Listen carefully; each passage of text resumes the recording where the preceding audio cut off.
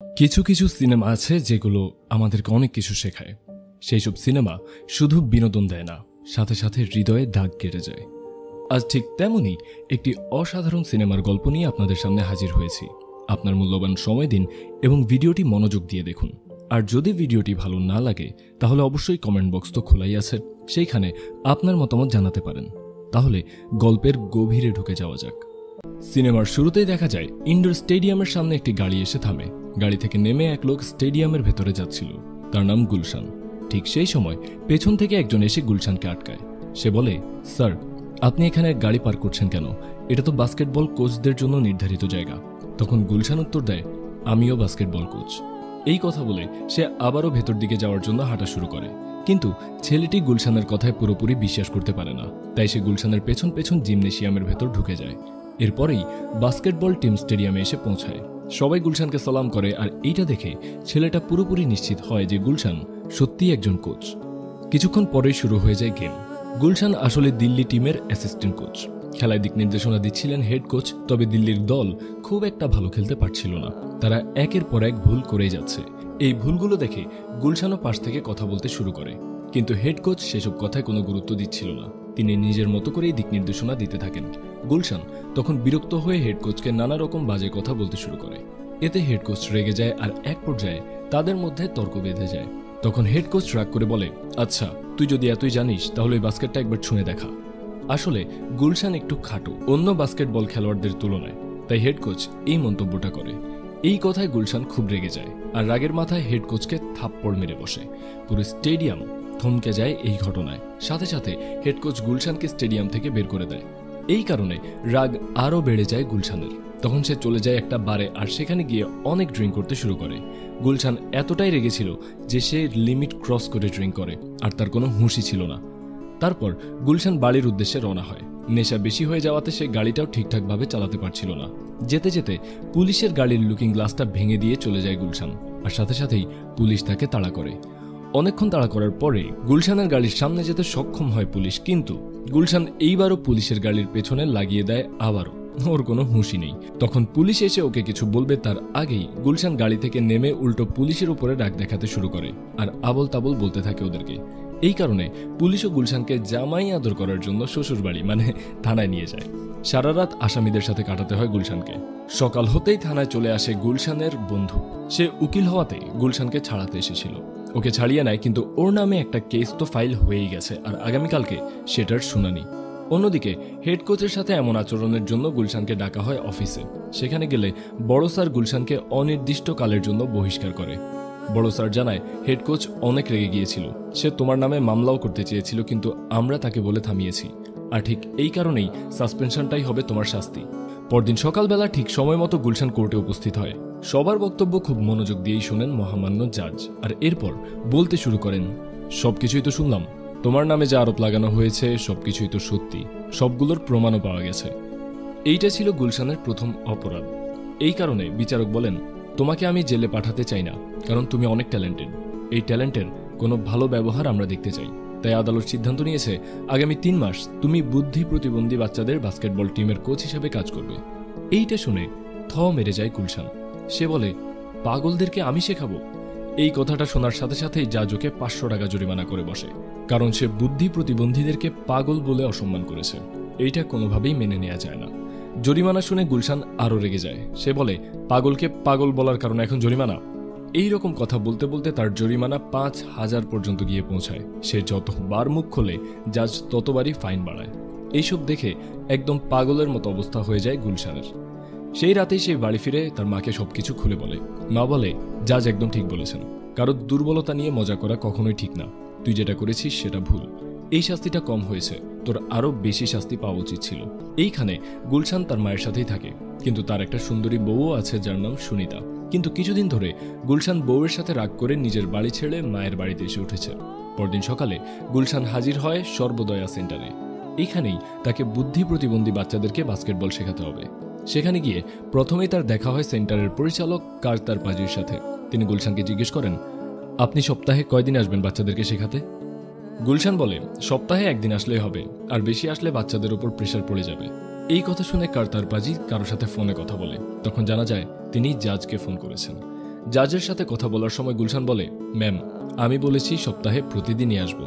আসলে গুলশান ভয় পেয়ে গেছে, কারণ আসল সত্যি হলো জাজের ভাতিজাও এই সেন্টারেই প্র্যাকটিস করে। সে নিজেও একজন বুদ্ধি প্রতিবন্ধী ছেলে। তারপর গুলশান চলে যায় জিমনেশিয়ামে সবার সাথে দেখা করার জন্য আর পরিচিত হওয়ার জন্য। গিয়ে দেখে সবাই এক একটা আইটেম, আর প্রত্যেকেরই সমস্যাও আলাদা আলাদা রকম। তবে একটা ব্যাপার সবার মধ্যে কমন, ওরা বয়সে বড় হলেও মনের দিক থেকে সবাই এখনো 10 থেকে 12 বছরের ছোট্ট বাচ্চা। এখানে যারা আছে, সাতর, গুড্ডু, বান্টি, হারগাভিন্দ, শর্মাজি, রাজু, সুনীল, গুপ্তা, করিম, কুরাইশি আর লোটাস, এরা সবাই মিলে গুলশানকে নিয়ে মজা করতে শুরু করে। দেখেই মনে হচ্ছিল ওরা গুলশানকে কোচ হিসেবে মোটেও পছন্দ করছে না। এদিকে হারগাভিন্দ একা একা বল নিয়ে চলে যায় বাস্কেটের দিকে আর নিজেই প্র্যাকটিস করতে থাকে। গুলশান ওদের সবাইকে একটা করে কথা বলছিল, কিন্তু কেউই তার কথা বুঝতেও পারছিল না আর মানছিলও না। যাকে যেমন করতে সে বলেছে সে তার ঠিক উল্টোটাই করছে। অনেকক্ষণ এভাবে চলতে থাকায় গুলশান রেগে গিয়ে ফিরে যায় কার্তার পাজির কাছে। সে বলে, এদের আমি কিভাবে টিম বানাবো? টিম তো না হয় নর্মাল মানুষ দিয়ে হয়, এরা কেউই আমার কোনো কথাই শুনছে না। আমার তো মনে হয় না এদেরকে দিয়ে আমি কিছুই করতে পারবো। তখন কার্তার পাজি খুব শান্তভাবে বলে, নর্মাল আসলে এক একজনের কাছে এক এক রকম। এই যে আমি মোটা, এটাই আমার কাছে নর্মাল।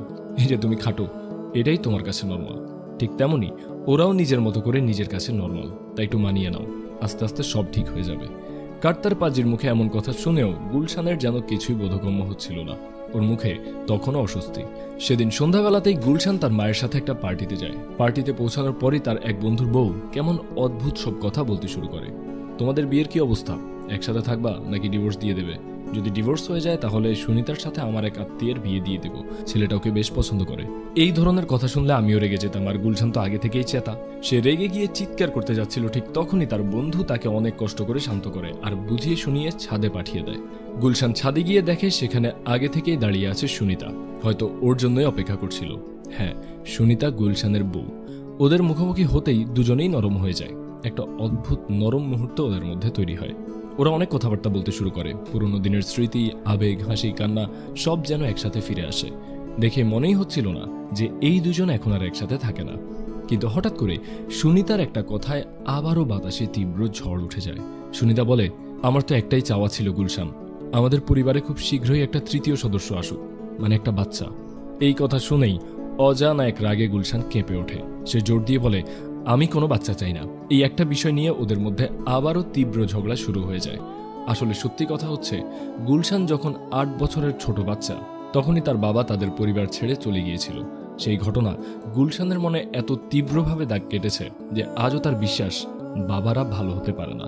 ওর ধারণা সব বাবারাই পালিয়ে যায়, আর যদি সে নিজে সন্তান নেয় তবে সেই সন্তানের একজন ভালো পিতা সে হয়ে উঠতে পারবে না।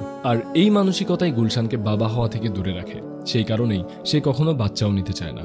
আর এই কারণেই সুনিতার সাথে তার সম্পর্কটা ধীরে ধীরে ভেঙে যাচ্ছিল। এখানেও ঠিক আগের মতোই ঝগড়া করে চলে যায় গুলশান। পরের দিন সকালে সময় মতো গুলশান চলে যায় জিমনেশিয়ামে। আজ সে প্ল্যান করেছে ছেলেপেলেদের একটু ফিটনেস ট্রেনিং দেবে। তাই সে সবাইকে লাইনে দাঁড়াতে বলে সামনের দিকে দৌড়াতে শুরু করে, পেছনে বাকিরা। গেটের কাছে গিয়ে গুলশান ডান দিকে ঘুরে যায়, সাথে দুজন আরও ঘুরে, কিন্তু বাকি সবাই সোজা দরজা দিয়ে বাইরেই চলে যায়। গুলশান থেমে যখন পেছনে তাকায় তখন দেখে ওর পুরো টিম বাইরে চলে গেছে। গুলশান একটু পর মাথায় হাত দিয়ে এমন এক্সপ্রেশন দেয় মনে হয় যে সে নিজের চুল নিজেই ছিঁড়ে ফেলবে। সেভাবে এই বাচ্চাগুলোকে নিয়ে আমি দল বানাবো কিভাবে? তবে হাল ছাড়ে না গুলশান। একটা বুদ্ধি তার মাথায় আসে। সে চলে যায় সরাসরি আদালতে জাজ ম্যাডামের কাছে। সে বলে, ম্যাম, আপনি তো একজন জাজ না, বরং একজন আন্টি হয়ে আমাকে সাজা দিচ্ছেন। আপনি আপনার নিজের ভাতিজার কথা ভেবে আমাকে কোচ বানিয়ে ওখানে পাঠিয়ে দিলেন। এই কথা শুনে জাজ ম্যাডাম ঠান্ডা গলায় বলে, ভুল তো আমারই হয়েছে। আসলে তোমাকে তো হাসপাতালে পাঠানো উচিত ছিল ঝাড়ু মোছা কাজ করার জন্য। তোমার মতো মাতাল ড্রাইভারদের কারণেই তো লোকজন ইমার্জেন্সিতে ভর্তি হয়। আমি ভুল করে ভালো জায়গায় তোমাকে পাঠিয়েছি, সেটা তোমার পছন্দ হচ্ছে না। দাঁড়াও, এটা এখন ঠিক করে দেবো। এই কথা শুনে গুলশানের তো মাথা ঝিমঝিম করতে থাকে। না না না না ম্যাডাম, আমি এমনি বলেছিলাম, ওরা সবাই দারুণ, আপনার ভাতিজা তো মানে আমারও ভাতিজা। এই কথা বলে গুলশান দ্রুত সেখান থেকে কেটে পড়ে। পরদিন সকালে একদম সময় মতো আবারও হাজির হয় জিমনেশিয়ামে। সে সবাইকে বলে এক এক করে বল থ্রো করতে, কিন্তু সবাই একসাথেই বল ছোড়ে। কেউ কেউ পেছনে বল দিয়ে ক্যাচ খেলছে, আর করিম ভাই তো উল্টো হয়ে বল থ্রো করলো। গুলশান থ হয়ে গেল। এদের দিয়ে আমি টুর্নামেন্ট খেলবো? আরও চিন্তার বিষয় হলো অল্প কিছুদিন পর একটা টুর্নামেন্ট আছে। এদিকে হারগাভিন্দ এখনো একা একাই প্র্যাকটিস করে, পুরো টিমের সাথে তার কোনো সম্পর্ক নেই। গুলশান এবার ব্রেক টাইমে গিয়ে ওর সাথে আলাদা করে বসে, বলে, দেখো ভাই, আমি জানি তুমি বাকি সবার থেকে একটু বেশি বুদ্ধিমান, তাই বলছি টিমে প্র্যাকটিস করো, টিম মেম্বার হও, না হলে আমরা জিতবো কিভাবে? কিন্তু হারগাভিন্দ কিছুই বলে না, তাকায়ও না প্রপারলি, একদম সাইলেন্ট মোডে চলে যায়।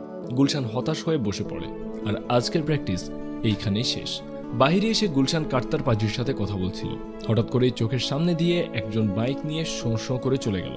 গুলশান তো একদম ভয় পেয়ে গেল, মনে হচ্ছিল ও বাইক নিয়ে পালিয়ে যাচ্ছে। কার্তার পাজি তখন একটু হেসে গুলশানকে বলল, ও করিম, বাইক নিয়ে যায় ঠিকই, কিন্তু পালায় না। এরপর একে একে সবার গল্প বলা শুরু হয়। করিম পরিবার থেকে অনেক দূরে এক হোস্টেলে থাকে। সকালে ঘুম থেকে উঠে হোস্টেলের থালা বাসন মাজে, খুবই পরিশ্রমী একটা ছেলে। রাজু নিজের পরিবারের নার্সারিতে কাজ করে, গাছপালার সাথে বন্ধুর মতন করে কথা বলে।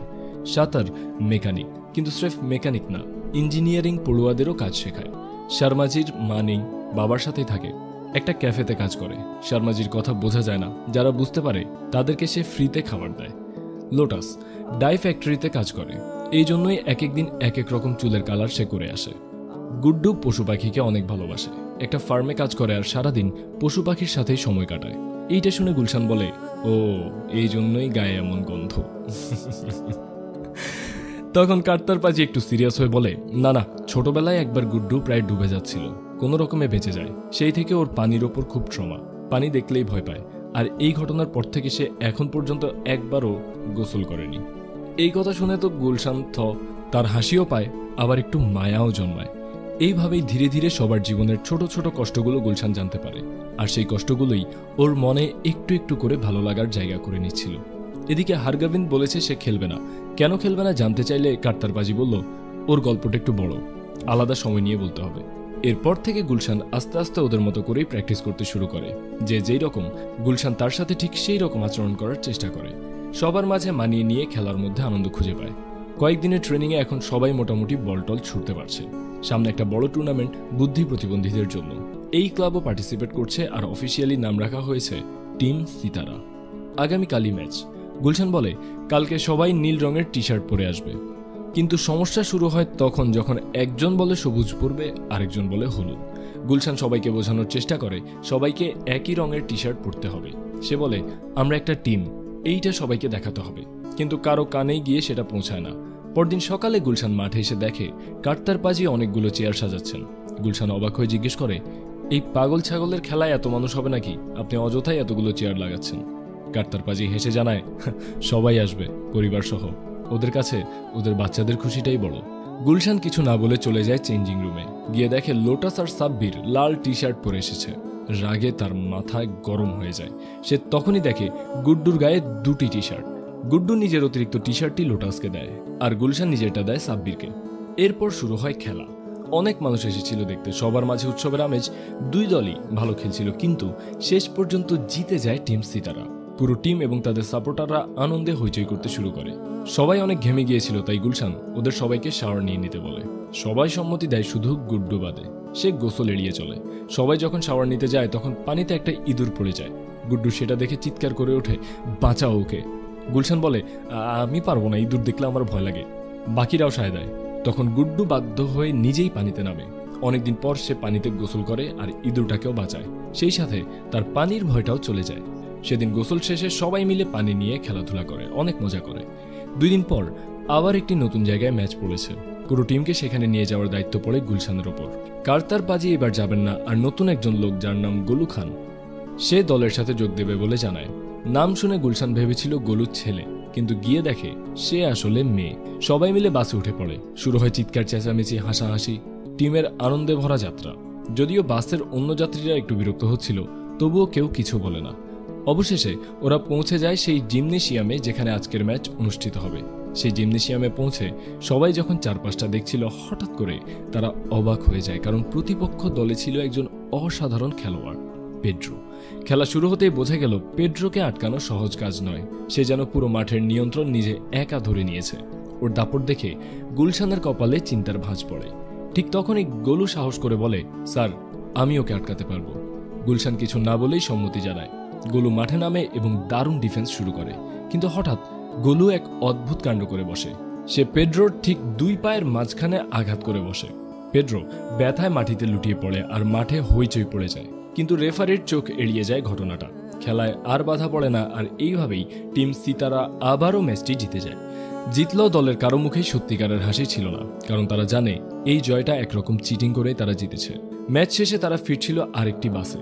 সবেমাত্র তারা ম্যাচ জিতে ফিরেছে, তাই বাসের মধ্যেই শুরু হয় হইহল্লা, গান, চিৎকার। যাত্রীরা বিরক্ত হতে থাকলেও কেউ কিছুই বলে না, কিন্তু শেষমেশ বাসের ড্রাইভার রেগে গিয়ে কথা বলে। ড্রাইভারের কথায় গুলো এতটাই রেগে যায় যে ড্রাইভারেরও পেড্রোর মতোই অবস্থা হয়। ড্রাইভার মাটিতে লুটিয়ে পড়ে, আর এরপর ঘটে আরও বিশ্রী একটা ঘটনা। একজন খেলোয়াড় সরাসরি অন্য একজন যাত্রীর গায়ে বমি করে ফেলে। এই বিশৃঙ্খলার কারণে ড্রাইভার পুরো টিমকে বাস থেকে নামিয়ে দেয়। গুলশান রেগে গেলেও পুরো ঘটনাটাকে মনে মনে মজার বলে মনে হয় তার। ফিরে এসে নিজের টিমের সবাইকে সে পিৎজা ট্রিট দেয়, কারণ যেভাবেই হোক না কেন ওরা তো জিতেছে। পিৎজা খেতে খেতে গুলশান ওদের সবাইকে নতুন চোখে দেখতে শুরু করে। ধীরে ধীরে তার উপলব্ধি হতে থাকে এই ছেলেমেয়েরা আমাদের মতো স্বাভাবিকভাবে বাঁচতে পারে না। ওদের প্রতিদিনের জীবনটাই এক একটা যুদ্ধ। সমাজের চোখ, কটূক্তি আর তুচ্ছতাচ্ছিল্য পার হয়ে ওরা মাঠে দাঁড়ায়, খেলতে আসে। গুলশানের ভালোবাসা ওদের প্রতি গভীর হতে থাকে। 2 দিন পর আবার নতুন একটা ম্যাচ পড়ে একদম শহরের বাইরে, কিন্তু এইবার বড় প্রশ্ন, ওরা যাবে কিভাবে? পাবলিক ট্রান্সপোর্ট ব্যবহার করাটা এখন অসম্ভব। আগের ঘটনার পরে আর তো ঝুঁকি নেওয়া যায় না। গুলশান ছুটে যায় নিজের স্ত্রী সুনিতার কাছে। সব ঘটনা খুলে বললে সুনিতা বলে, গাড়ির ব্যবস্থা আমি করে দিতে পারি, কিন্তু ড্রাইভার কে হবে? গুলশান মনে করিয়ে দেয়, আমার তো লাইসেন্স বাতিল হয়ে গেছে, আর ওদের কেউ তো গাড়ি চালাতেই পারে না।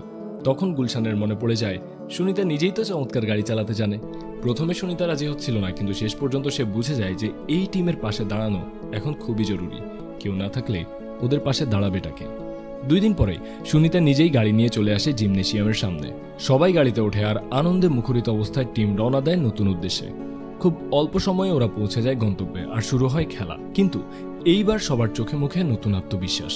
ওরা জানে এবার সবাই একটা টিম হয়ে খেলছে, আর এর ফলাফলও তারা পায়।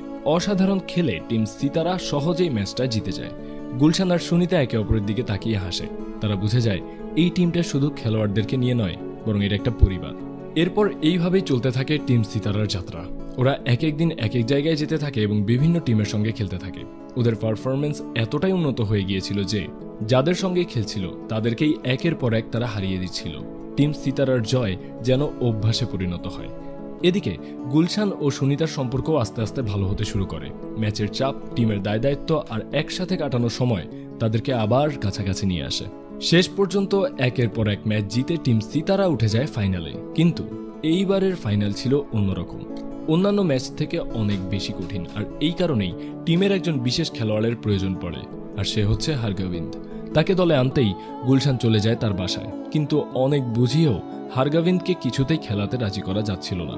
তখন গুলশান জানতে পারে অনেক বছর আগে হারগোবিন্দের টিমও একবার ফাইনালে উঠেছিল, কিন্তু তখন তাদের কোচ ওদের উপর ভরসা না করে বাইরে থেকে 2জন সুস্থ মানুষকে টাকা দিয়ে কিনে এনেছিল। সেটা জেনে হারগোবিন্দের মা খুব কেঁদেছিলেন। সেই অপমান আর কষ্টের স্মৃতি এতটাই তীব্র ছিল যে আজও হারগোবিন্দ কোনো কোচের ওপর ভরসা করতে পারে না। তবুও গুলশান হাল ছেড়ে দেয় না। যাকে সে হারগোবিন্দের মা ভেবে বসেছিল তার কাছে গিয়ে কাকুতি মিনতি করে, দয়া করে একবারের মতো ওকে খেলতে বলেন। আমি কথা দিচ্ছি, ওকে কখনোই আমি কোনোভাবেই বিশ্বাসঘাতকতা করব না। তখন ওই মহিলা হেসে বলে, আরে না না, আমি ওর মা নই, আমি ওর চাচি। এই কথা শুনে তো সবাই হেসে ওঠে, এমনকি হারগোবিন্দ হেসে ওঠে। সেই হাসির মাঝেই বলে, আচ্ছা আমি খেলবো। সেখান থেকে গুলশান সোজা চলে আসে কার্তারবাজির কাছে। ফাইনালের খুঁটিনাটি জানতে চায়, কিন্তু যা শোনে তাতে গুলশান প্রায় আকাশ থেকে পড়ে। কার্তারবাজি বলে, ফাইনাল খেলাটা হবে মুম্বাইয়ে, ওইখানে প্লেনে করে যেতে হবে, কিন্তু আমাদের তো বাজেট একেবারেই নেই। সব টাকা আগের ম্যাচগুলোতে খরচ হয়ে গেছে। আমি তো কল্পনাও করিনি যে আমাদের টিম ফাইনালে উঠবে। ট্রেনেও ওরা যেতে পারবে না, কারণ অনেকেই অসুস্থ, আর প্লেন, হোটেল এইসব তো স্বপ্নের মতো। সুতরাং তাদের ফাইনালে যাওয়া হচ্ছে না। এই কথা শুনে গুলশান হতভম্ব হয়ে যায়। এত কাছাকাছি এসেও যদি ওরা খেলতেই না পারে, তাহলে যে সবাই ভীষণ কষ্ট পাবে। কি করা যায় এখন? ওদের মাথায় কিছুই আসছিল না। এই দুঃসংবাদটা যখন টিমের সবাই জানতে পারে, তখন ওদের মুখ দেখে মনে হচ্ছিল যেন ওদের মাথায় আকাশটা ভেঙে পড়েছে। কেউ কিছুই বলছিল না, শুধু চোখের ভাষা বলে দিচ্ছিল, আমরা কি সবসময় এভাবেই বঞ্চিত হব? এদিকে গুলশানের মা একজনকে সঙ্গে নিয়ে তীর্থস্থান দর্শনে যাচ্ছিলেন। ওরা কয়েকদিন বাইরে থাকবে। কি যেন এক আবেগে গুলশান গিয়ে মাকে জড়িয়ে ধরে। তার মা একটু থমকে যান, কিন্তু কিছু না বলেই চলে যান সেই লোকটার সঙ্গে। সেখান থেকে গুলশান ছুটে আসে সুনিতার কাছে, সবকিছু খুলে বলে। সুনিতা প্রথমে কিছুই বুঝতে পারে না, কিন্তু অনেক চিন্তা ভাবনার পর ওদের মাথায় একটা দারুণ বুদ্ধি আসে। সুনিতাকে পুলিশ সাজিয়ে পাঠানো হবে করিমের হোটেলের মালিকের কাছে, কারণ করিম যিনি বুদ্ধি প্রতিবন্ধী তার সঙ্গে অন্যায় আচরণ করত মালিক।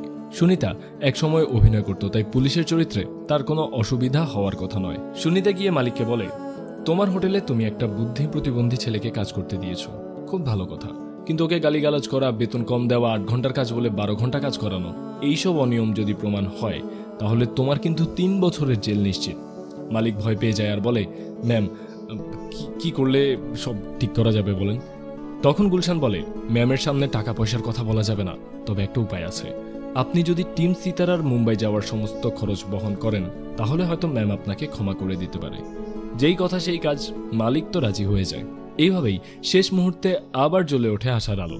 টিম সিতারা এবার প্লেনে চড়ে রওনা হয় মুম্বাইয়ের পথে, জীবনের সব থেকে বড় ম্যাচটা খেলতে। আর গুলশান পাশে বসে থাকা সুনিতার দিকে তাকিয়ে শুধু একটা কথাই ভাবে, ভালোবাসা তখনই পূর্ণ হয় যখন তা কেবল একজনের জন্য নয়, বরং একটা দলের জন্য হয়। গুলশানদের দল প্লেনে করে মুম্বাইয়ে পৌঁছায়। ওদের রুম 7 তলায়। সবাইকে লিফটে উঠতে বলে গুলশান সিঁড়ি দিয়ে যেতে চায়, কারণ গুলশান লিফট ভয় পায়। ছোটবেলায় একবার সে লিফটে আটকে পড়েছিল, আর সেই থেকে সে কখনো লিফট চড়েনি। কিন্তু এইবার সবাই মিলে মজা করে গুলশানকে জোর করে লিফটে তোলে, আর ঠিক তখনই লিফটটা মাঝপথে আটকে যায়। গুলশান ভয় পেয়ে যায়, মনে হচ্ছিল তার যেন কিছু একটা হয়েই যাবে। অনেকক্ষণ পর লিফট ঠিক হয়, সবাই বেরিয়ে আসে। তখন গুলশান বোঝে সেও ঠিক আছে, ভয়টা তার একটু কমে। রুমে গিয়ে সে তার মাকে কল করে সবকিছু বলে আর বলে, মা আমি এবার লিফটে উঠতে পারছি, ভিডিও করে তোমাকে দেখাচ্ছি। গুলশান আবার লিফটের দিকে যায়। 7ম তলার দরজা খুলতেই সে অবাক। লিফট থেকে বেরিয়ে আসে গুলশানের মা আর সেই লোকটা। গুলশান তো কিছুই মানতে পারে না।